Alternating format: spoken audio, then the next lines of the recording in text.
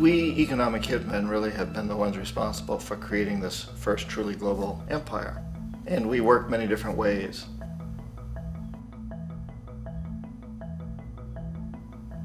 But perhaps the most common is that we will identify a country that has resources our corporations covet, like oil, and then arrange a huge loan to that country from the World Bank or one of its sister organizations.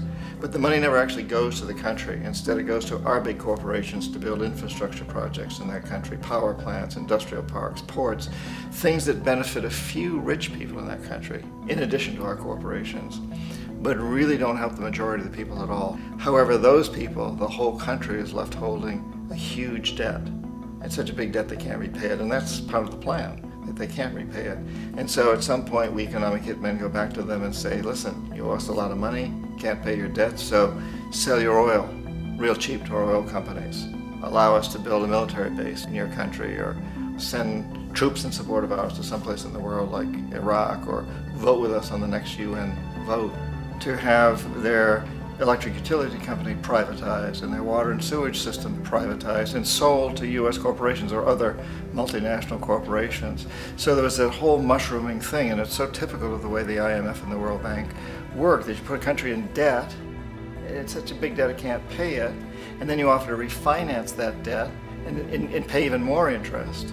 And you demand this quid pro quo, which you call a conditionality or good governance, which means basically that they've got to sell off their resources, including many of their social services, their utility companies, their school systems sometimes, their penal systems, their insurance systems, to foreign corporations.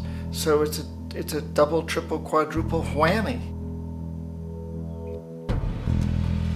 The precedent for economic hitmen really began back in the early 50s when democratically elected Mossadegh, who was elected in Iran, he was considered to be the hope for democracy in the Middle East and around the world. He was Time Magazine's Man of the Year. But one of the things that he'd run on and began to implement was the idea that foreign oil companies needed to pay the Iranian people a lot more for the oil that they were taking out of Iran. The Iranian people should benefit from their own oil.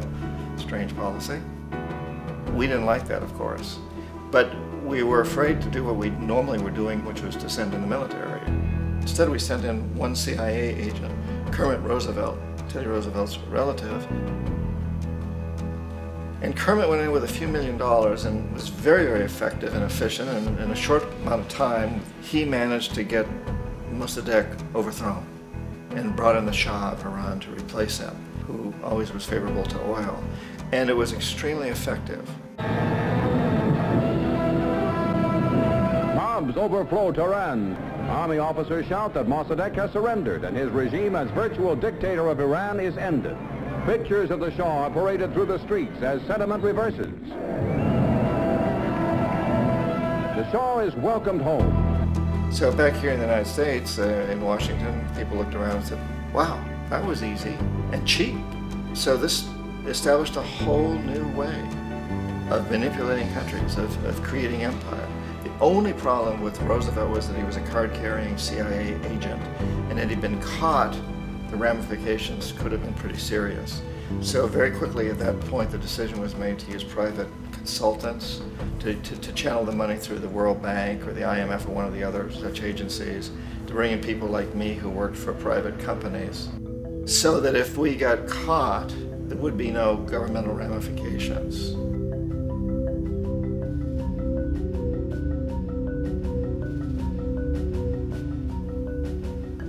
When Arbenz became president of Guatemala, the country was very much under the thumbs of United Fruit Company, the big international corporations. And Arbenz ran on this ticket that says, you know, we want to get the land back to the people. And once he took power, he was implementing policies that would do exactly that, give the land rights back to the people. United Fruit didn't like that very much.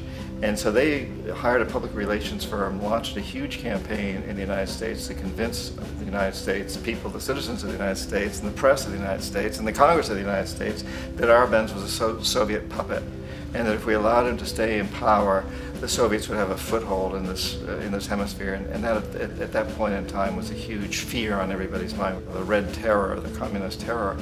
And so, to make a long story short, out of this public relations campaign came a commitment on the part of the CIA and the military to take this man out. And in fact, we did. We sent in planes, we sent in soldiers, we sent in jackals, we sent everything in to take him out, and did take him out. And as soon as he was removed from office, the new guy that took over after him basically reinstated everything to the big international corporations, including United Fruit.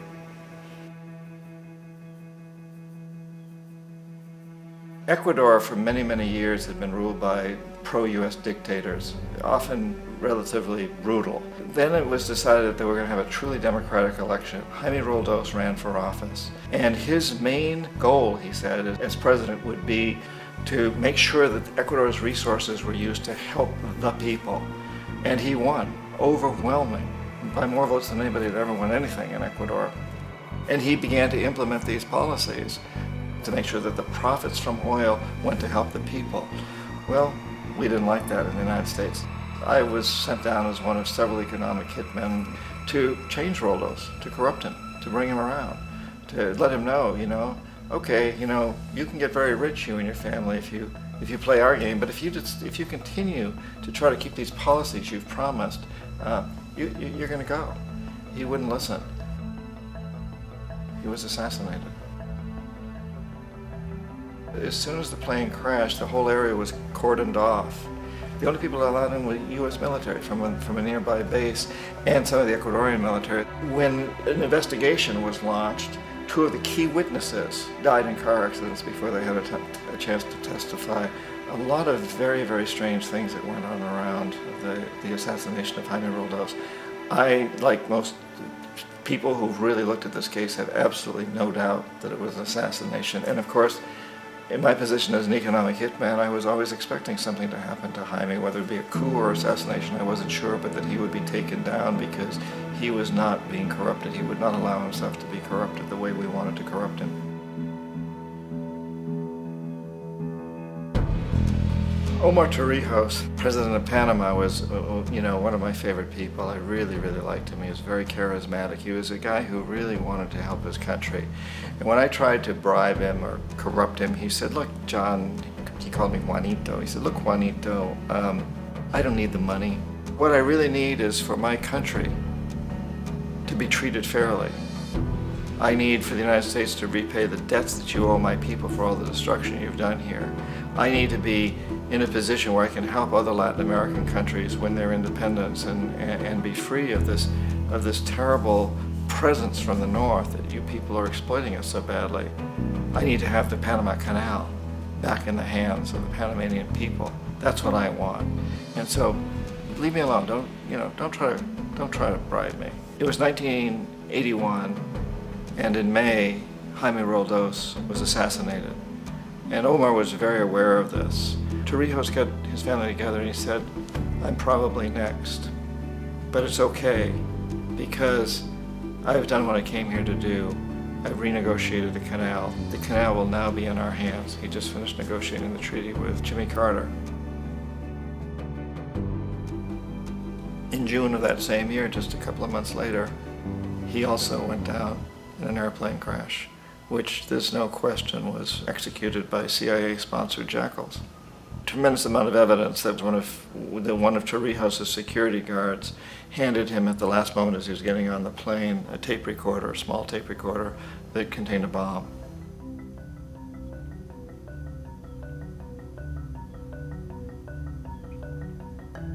It is interesting to me how this system has continued pretty much the same way for years and years and years, except the economic hitmen have got better and better and better. Then we come up with, very recently, what happened in Venezuela.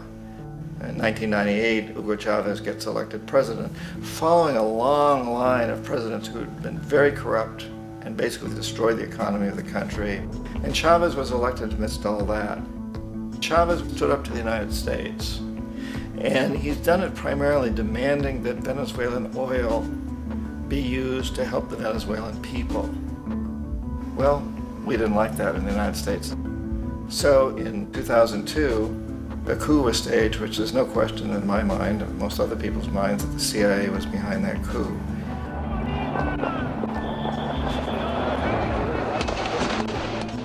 way that that coup was fomented was very reflective of what Kermit Roosevelt had done in Iran, of paying people to go out into the streets, to riot, to protest, to say this Chavez is very unpopular. You know, if you can get a few thousand people to do that, television can make it look like it's the whole country, and things start to mushroom. Except in the case of Chavez, he was smart enough, and the people were so strongly behind him that they overcame it, which was a phenomenal moment in the history of Latin America.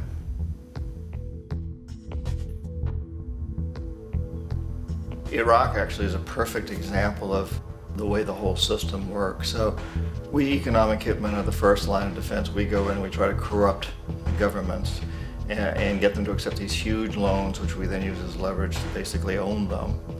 If we fail, as I failed in Panama with Omar Torrijos and in Ecuador with Jaime Roldos, men who refuse to be corrupted, then the second line of defense is we send in the jackals. And the jackals either overthrow governments or they assassinate.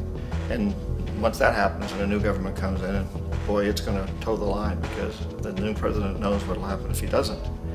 In the case of Iraq, both of those things failed. Economic hitmen were not able to get through to Saddam Hussein. We tried very hard. We tried to get him to accept a deal very similar to what the House of Saud had accepted in Saudi Arabia, but he wouldn't accept it. And so the jackals went in to take him out. They couldn't do it. His security was very good. After all, he had one time worked for the CIA. He'd been hired to assassinate a former president of Iraq and failed, but he knew the system. So in '91, we send in the troops and we take out the Iraqi military. So we assume at that point that Saddam Hussein is going to come around. We could have taken him out, of course, at that time, but we didn't want to. He's the kind of strong man we like. He controls his people. We thought he could control the Kurds and keep the Iranians in their border and keep pumping oil for us. And then once we took out his military, now he's going to come around. So the economic hitmen go back in the 90s without success. If they'd had success, he'd still be running the country. We'd be selling him all the fighter jets he wants and everything else he wants. But they couldn't, they didn't have success. The jackals couldn't take him out again, so we sent the military in once again, and this time we did the complete job and took him out, and in the process created for ourselves some very, very lucrative construction deals. We had to reconstruct a country that we'd essentially destroyed, which is a pretty good deal if you own construction companies, big ones. So, you know, Iraq shows the three stages. The economic hitmen failed there, the jackals failed there, and as a final measure, the military goes in. And in that way, we've really created an empire, but we've done it very, very subtly. It's clandestine. All the empires of the past were built on the military, and everybody knew they were building them. So that the British knew they were building them, the French, the Germans, the Romans, the Greeks.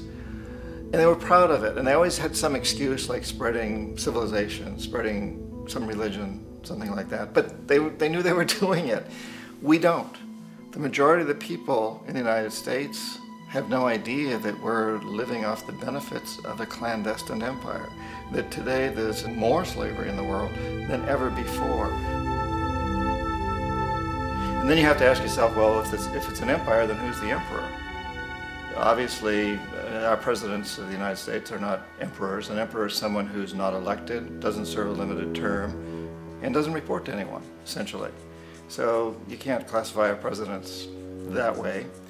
But we do have what I consider to be the equivalent of the emperor, and it's what I call the corporatocracy. The corporatocracy is this group of individuals who run our biggest corporations, and they really act as the emperor of this empire. They control our media, either through direct ownership or advertising. They control most of our politicians because they finance their campaigns, either through their corporations or through personal contributions that come out of the corporations. They're not elected, they don't serve a limited term, they don't report to anybody. And at the very top of the corporatocracy, you really can't tell whether a person's working for a private corporation or the government because they're always moving back and forth.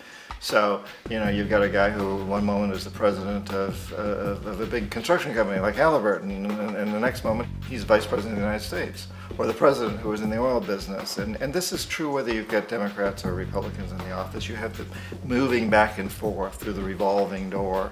And in a way, our government is invisible a lot of the time, and its policies are carried out by our corporations on one level or another. And then again, the policies of the government are basically forged by the corporatocracy and then presented to the government. They become government policy. So it's an incredibly cozy relationship. This isn't a conspiracy theory type